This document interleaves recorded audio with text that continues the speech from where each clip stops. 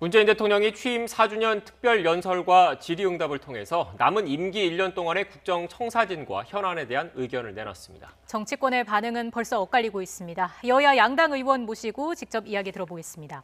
전재수 더불어민주당 의원, 성일종 국민의힘 의원 나오셨습니다. 어서 오십시오. 네, 반갑습니다. 안녕하세요. 네. 안녕하세요. 일단 오늘 진행된 대통령의 취임 4주년 연설 어떻게 보셨는지 간략하게 총평 한마디씩 부탁드리겠습니다. 이제 대통령께서 이제 임기가 1년밖에 남지가 않았습니다. 임기가 1년밖에 남지 않았지만 해야 될 일을 흔들림 없이 추진해 나가겠다라는 이제 의지와 자신감을 내비친 특별 회견이 아니었나 그렇게 생각을 합니다. 네. 성 의원님도 한 말씀 해주시죠. 여당하고는 좀 늘 각도가 틀리지요. 대통령께서 남아 계신 1년여 기간, 앞으로 남아있는 기간 동안에 희망을 말씀하신 건지 아니면 지금 현재 우리 국가가 처해 있는 상황을 정확하게 파악을 하시고 이걸 어떻게 풀어갈 것인지에 대해서 정확한 상황 인식을 하고 계신지 저는 이런 부분들이 국민들한테 신뢰를 못 주고 있다고 생각을 합니다. 네. 일단 뭐 전체적인 총평에 대해서 말씀을 해주셨고 차근차근 하나하나 좀 짚어보겠습니다. 일단 오늘 많이 나온 것 아무래도 YTN에서 현안조사를 했는데도 그 부동산과 코로나 관련된 이야기가 좀 많았거든요. 근데 그 오늘 대통령의 연설에서도 이 부분에 대한 좀 의견들이 있었는데 먼저 코로나 관련해서는 그 11월 집단 면역과 관련해서 어떻게 보면 좀 더 앞당기겠다 이런 자신감의 표현이라고 봐야 되겠습니까? 어떻습니까? 일단은 그 백신을 지금 가장 많이 접종을 한 국가와 우리나라의 이제 확진자 수라든지 사망자 수를 비교를 해보면 이 부분에 대한 답은 이제 명확하게 나와 있다라는 말씀을 드립니다. 다만 국민들께서 굉장히 불안해하고 있지 않습니까? 그리고 백신의 수급이라든지 백신 접종은 많으면 많을수록 좋고 그다음에 그러기 때문에 이 부분에 대해서 이제 대통령께서 좀 강조를 하신 것 같고 다시 한번 이제 말씀을 드리지만 백신의 공급은 계획대로 되고 있습니다. 그리고 백신 접종도 목표대로 되고 있습니다. 기본적으로 6월 말까지 애초에 1,200만 명을 이제 접종을 하겠다 그랬는데 지금 이제 목표를 이제 초과 달성할 것 같고요. 1,300만 명으로. 그다음에 9월 말이 되면 적어도 한 3,600만 명 정도가 1차 접종을 끝내는 것으로 저희들이 계획을 잡고 있고 그러면은 이제 집단 면역의 가시적 성과가 3분기가 좀 지나면은 좀 나올 것 같아 이런 예상을 해보고 있고 우리 국민들께서 불안해하시는 마음은 잘 압니다. 그러나 정부가 국민의 생명과 안전은 반드시 지키겠다라는 의지를 가지고 백신 수급은 계획대로 백신 접종은 목표대로 진행되고 있다는 말씀을 분명하게 드리도록 하겠습니다. 네. 정 의원님 말씀대로 한다면 정부가 목표를 잘못 잡은 거지요. 너무 늦게 잡은 거지요. 문제는 뭐냐면 백신은 게임 체인저거든요. 빨리 맞아야 돼요. 그래서 집단 면역도 빨리 이루어져야 되고 그게 이스라엘이고 미국이고 유럽이지 않습니까? 그래서 그 나라들은 지금 마스크를 벗고 경기가 회복되고 있잖아요. 우리는 외국이 12월 초부터 맞은 것을 우리는 지금 너무 4, 5개월 늦게 맞은 겁니다. 2, 4분기에 1,300명이 접종되는 게 중요한 게 아니라 다른 나라하고 보조를 맞췄어야 되는 것이지요. 그래야 우리가 국민들이든 또 외국에서 오든 이 교류도 이루어지고 할 거 아니겠습니까? 그런데 그런 과정이 안 된 거예요. 5, 6개월 늦는 것만도 국가의 부로 보면 굉장한 마이너스 손실이다. 그런데 오늘 말씀 이렇게 나오셔가지고 하신 말씀이 코로나 이전 수준의 경제를 빠르게 회복하는 나라가 우리나라고 그랬거든요. 아닙니다. 다른 나라 폭발하고 있는데 우리가 지금 그렇습니까? 우리나라 수출은 좀 잘 되고 있습니다. 왜? 선진국이 수요가 늘어나니까 우리가 물량을 수출할 수가 있지요. 그러나 내수에서 보면 거리가 텅텅 비었고 지금 식당들이 뭐 4명 이상 못 앉지 않습니까?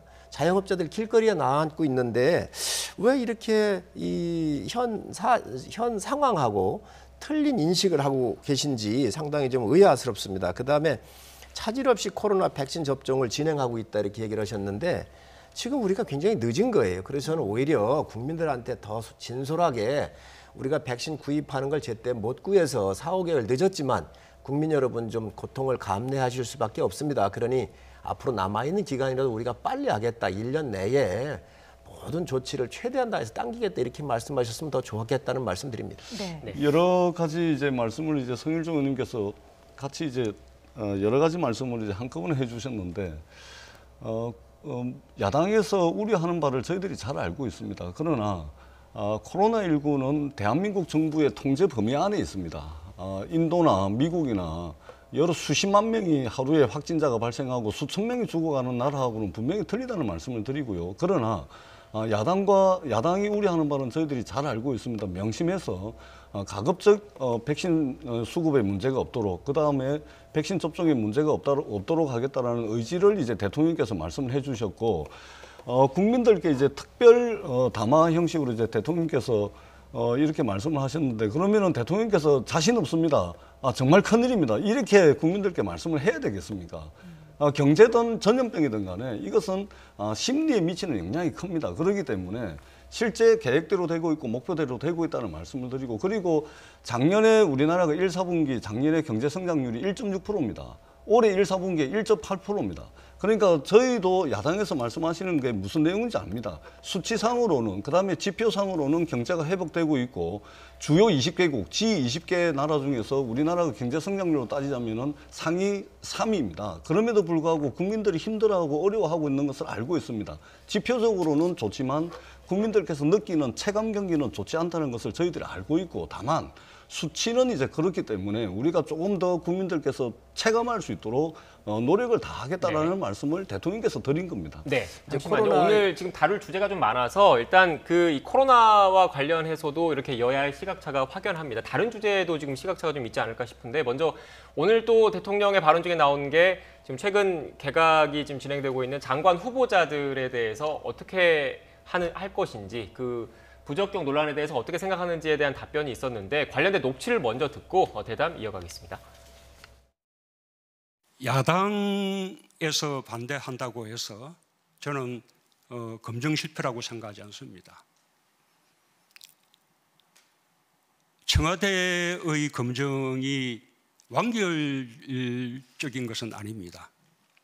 청와대는 세무자료라든지 주민등록 이전 자료라든지 정가 기록이라든지 부동산 거래 기록이라든지 여러 가지 정부가 보유한 자료들을 제출받아서 그것을 기본 자료로 삼고 검증 대상자에게 검증 질문서를 작성하게 하고 거기에 따라서 사실을 하나하나 확인해 들어가는 과정으로 검증을 하게 됩니다.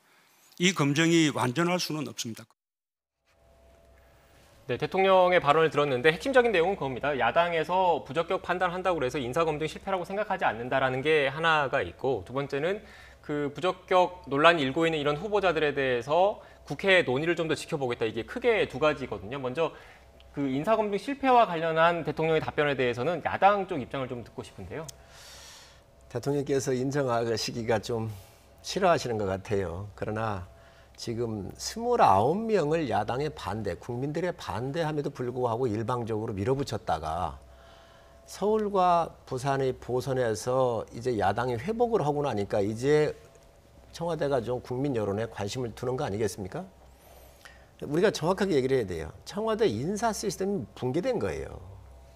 지금 검증이 됐든 인사 추천하는 사람이 됐든 이렇게 흠결이 나왔다고 한다면 문제가 있는 거예요. 지금 장관 후보자 같은 경우는 여자 조국이라고까지 하고 있지 않습니까? 그래서 인사 시스템이 붕괴가 됐다. 두 번째로 대통령께서 본인이 민정수석하실 때 가장 깐깐하게 검증했었던 본인이라고 말씀을 하셨거든요. 그 인사하는 부분에 대해서 자신감을 가지셨어요.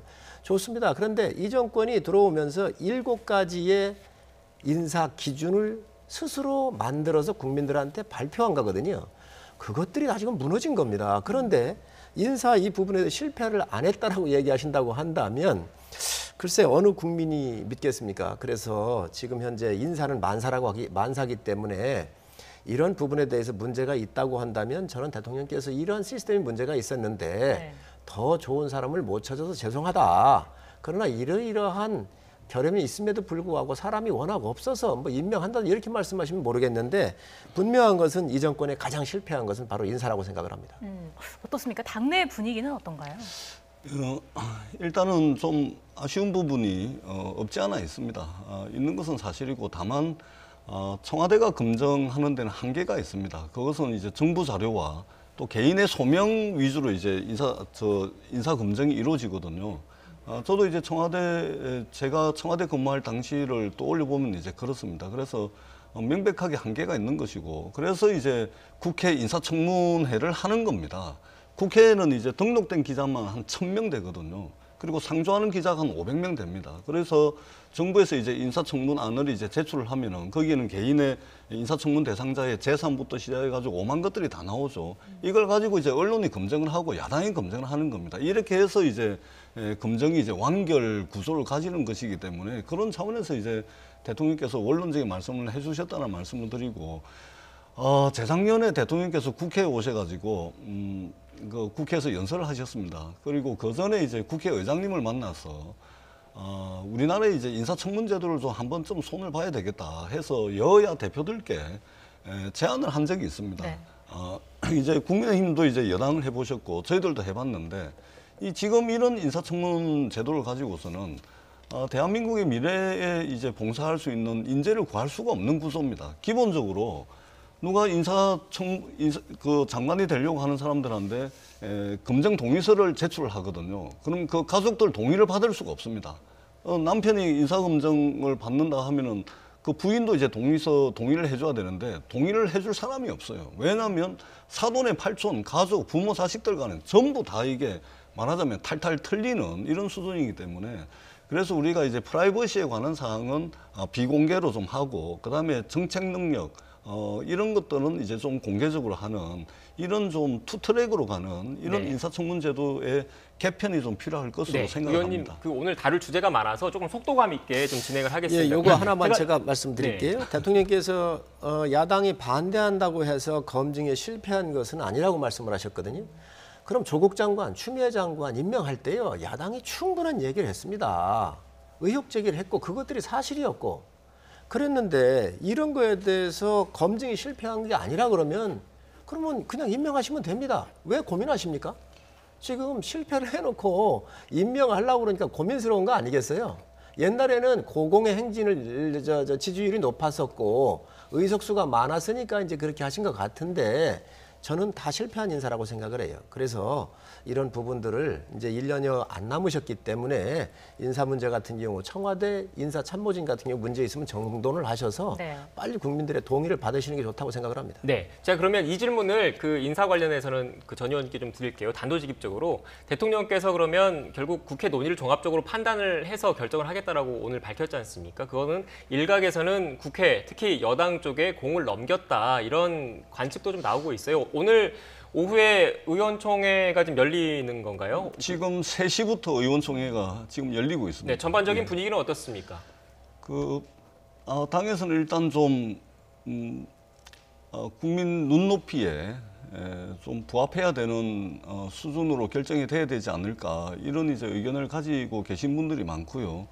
그러나 이제 예를 들면 해수부 장관 같은 경우는 부인이 밀매를 하고 막 이렇게 그 국민들의 눈높이에 맞지 않는 일부 부분들이 있는데, 고위공직자 생활 30년을 해가지고 전체 재산이 2억밖에 안 됩니다. 전체 재산 2억밖에 안 되거든요. 그중에 이제 이런 문제가 불거져 나오니까 좀 억울한 측면도 없지 않아 있는데, 어떻든 국민의 눈높이에 어느 정도는 좀 부합하는 수준에서 아마 의원총회가 지금 현재 진행되고 있지 않을까, 지금 그렇게 생각합니다. 네, 의원님, 그러면 좀 쉽게 간략하게 좀 정리를 하면 현재 인사청문보고서가 채택되지 못한 3명의 후보자 모두 함께 갈 수는 없다. 일부는 낙마 의견을 청와대에 전달해야 된다. 이렇게 제가 단도직입적으로 여쭤봐도 되겠습니까? 의원총회에서 논의가 지금 되고 있을 겁니다. 네, 알겠습니다. 저희가 좀 다른 현안도 좀 짚어보겠습니다. 일단 4년간 가장 아쉬운 점에 대해서는 부동산 가격 안정을 이루지 못한 걸 꼽았습니다. 이 부분 녹취가 준비돼 있습니까? 함께 듣고 오시죠. 정말 부동산 부분만큼은 정부가 할 말이 없는 그런 상황이 되었습니다.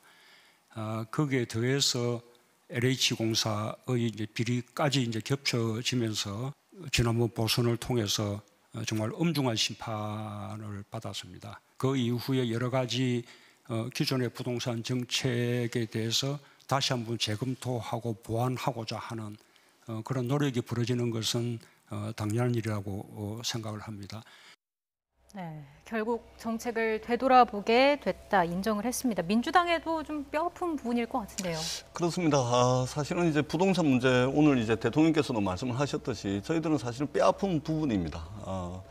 그래서 이번에 이제 당 지도부도 새로 들었었고 원내 대표도 이제 새로 뽑았습니다. 그래서 저희들이 또 섣불리 이렇게 정책을 또 막 냈다가는 시장에 주는 시그널도 이제 문제가 있을 수도 있고, 네. 그다음에 정책의 일관성이라는 또 국민들에게 예측 가능성을 부여한다는 측면에서 문제가 있기 때문에 가장 우선적으로는 현장 점검을 먼저 할 겁니다. 그래서 이 정책이 현장에서 어떤 효과를 내고 있는지, 어떤 부작용이 있는지를 정확하고 면밀하게 현장에서 이 부분들 좀 종합해서 좀 시간이 좀 걸리더라도 그러나 늦지는 않을 겁니다. 이 부분에 대한 대책을 낼 텐데요. 크게 한 두 가지 측면이 될 겁니다. 첫 번째는 무주택 분들, 그다음에 청년분들 같은 경우는 이제 사실은 이제 전부 현금을 가지고 집을 살 수가 없지 않습니까? 그렇기 때문에 무주택자 또 이제 실수요자, 청년분들에게는 LTV, DTI, 그러니까 이 주택담보대출 비율이라든지 총부채 상환 비율에 네. 대한 규제 완화가 좀 논의가 될 수가 있겠고, 그다음에 1주택자 분들 같은 경우는 이제 재산세와 종부세 요걸 좀 이제 좀 완화하는 쪽으로 가지 않을까 그렇게 합니다. 그래서 저희들이 이제 현장 점검을 충분히 해서 그 부분에 대한 보완 대책을 종합적으로 좀 발표할 수 있도록 준비를 하고 있다는 말씀을 드리겠습니다. 네, 결국은 큰 틀의 기조는 유지하되 세부적인 측면에서 좀 조정할 부분이 있는지를 좀 검토하겠다는 이런 얘기잖아요. 여기에 대해서는 어떻게 생각하십니까? 이 정권이 가장 실패한 게 부동산이죠. 근데 시장 경제를 하고 있는 나라에서 시장 경제를 안 했기 때문에 문제된 거 아닌가요? 수요와 공급의 원칙도 하나도 지켜지질 않았고요. 오로지 규제를 통해서만 이 억제할 수 있다. 정부의 힘만 믿은 거예요. 권력의 힘만 믿고 있다가 이런 사태가 나온 거거든요. 시장에 부작용이 있습니다. 그 시장의 부작용적인 그런 측면은 정부가 보완해서 그 부분대로 작동이 잘 갈 수 있도록 관리 감독권이 있는데 지금 이 정부는 완전히 그런 시장의 기능을 다 무시하고 오로지 규제로서만 25번 이상의 규제로서만 이걸 했던 것이지요. 그렇기 때문에 문제가 있는데 또 대통령께서 연초에 나오셔가지고 부동산 자신 있다. 막 올라가면 또 다른 대책을 가지고 우리가 잡겠다라고 국민들한테 분명히 연초에 약속을 하셨던 내용이거든요. 그렇지 않습니다. 대실패를 했습니다. 이 부분에 대해서 인정을 하셨는데 그 중에서 또 뭐라고 그러냐. 부동산 정책 기조는 달라질 수 없다 그랬어요. 정책이 실패했으면 기조가 달라져야지요. 기조를 안 바꾸고 어떻게 이 시장을 이길 수 있습니까? 이 말도 또 논리적인 모순이 있다고 생각을 해요. 그래서 저는 아예 남아있는 기간 다음 정부에 부담을 안 주기 위해서라도 부동산에 대한 정책 기조부터 변화해 주시기를 말씀드립니다. 네, 부동산 관련해서 양당의 입장을 들어봤고요. 또 사면에 대한 얘기도 나왔습니다. 전직 대통령을 언급하면서 안타깝다 이런 표현을 썼는데 원론적인 답변이라고 해도 좀 고심하는 느낌이 있긴 했거든요. 두 분께서 어떻게 보셨는지 먼저 설명해 주시죠. 저는 제가 알고 있는 문재인 대통령의 성정상 그 남에게 이렇게 가혹한 그런 분이 아니세요. 굉장히 이제 따뜻한 마음을 가지고 있고 굉장히 이제 포용적인 그런 이제 캐릭터시거든요. 그런 차원에서 보면은 문재인 대통령께서 재임하고 있을 때 두 전직 대통령이 감옥에 있는 현실은 아마 문재인 대통령 스스로도 상당히 좀 불편해하실 뭐 그렇게 아마 느끼고 있는 것으로서 이제 대통령께서 저렇게 말씀을 하신 것 같고 어떤 식으로든 아마 대통령께서 특히 사면권은 대통령의 고유한 권한이기 때문에 대통령께서 임기가 끝나시기 전까지는 어떤 식으로든 결정을 내리시지 않을까 저는 그렇게 생각을 합니다. 네, 어떤 식으로든 결정을 내리는데 그 전제는 국민 여론이 우선된다는 그렇습니다. 말씀이신 예. 거죠? 네, 어떻게 생각하십니까? 대통령께서 국민 통합을 해야 되거나 국가적인 큰 목표를 이루기 위해서 많은 사람들의 반대나 이런 또 그 반대 진영의 여러 가지 의견이 있더라도 반대 진영을 끌어안으면서 통합이라고 하는 측면을 살리기 위해서 대통령의 권위를 가지고 국민 전체를 묶어서 하나의 방향으로 올바르게 진행하기 위해서 하는 것이 사면입니다. 당연히 반대가 있지요. 그런 것들을 뛰어넘어서 통치 행위로서 법률의 행위가 아니라 법 위의 통치 행위로서 대통령한테 부여한 게 바로 사면권이거든요. 저는 국민 여론을 일정 부분 살필 수도 있다고 생각을 합니다. 그러나 대통령의 고유 권한이고 국가의 통합을 위해서 하는 일이라고 한다면 시기가 됐든 뭐 어떤 권한이 됐든 폭이 됐든 대통령 고유 권한으로 행사할 수 있는 겁니다. 이거를 지금 행사를 안 하시면서 지금 여러 가지 국민 여론, 여러 가지 형평성 이런 걸 네. 거론하시는데 이런 걸 뛰어넘는 것이 대통령의 권한입니다. 짧게 딱 한 말씀만 네. 드리겠습니다. 네, 아주 진짜가. 짧게. 예, 대통령께서 그런 결정을 하시려면 당사자들의 사과가 있어야 됩니다. 아니 이렇게 저렇게 해서 국민들께 마음의 상처를 줘서 죄송합니다. 사과는 있어야죠. 그것만 되면 대통령께서 결정을 내시는데 더 큰 도움이 되지 않을까 생각을 합니다. DJ 대통령이 사면할 때 부탁드리겠습니다. 어떤 대통령도 사과한 적이 없었습니다. 네, 알겠습니다. 네, 지금까지 전재수 더불어민주당 의원, 성일종 국민의힘 의원과 함께 이야기 나눴습니다. 오늘 말씀 고맙습니다. 고맙습니다. 네, 감사합니다.